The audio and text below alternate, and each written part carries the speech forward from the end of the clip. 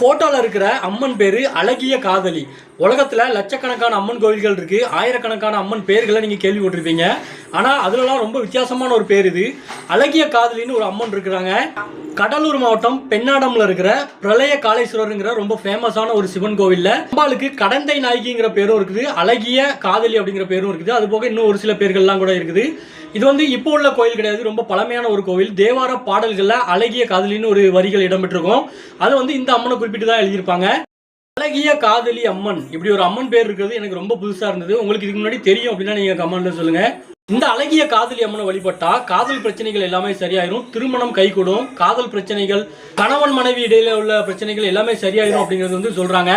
இந்த பேர்லலாம் அம்மன் இருக்காங்களா அப்படிங்கிறது எனக்கு ரொம்ப ஆச்சரியமா இருந்தது. இப்போ சமீபமா சௌந்தர்யா ரஜினிகாந்தோட மகள் அவங்க வந்து அவரோட ஹஸ்பண்ட் கூட சேர்ந்து 2 பேரும் இந்த கோயிலில் தரிசனம் பண்ணாங்கன்னு சொல்லி நியூஸ்லாம் வந்திருந்தது.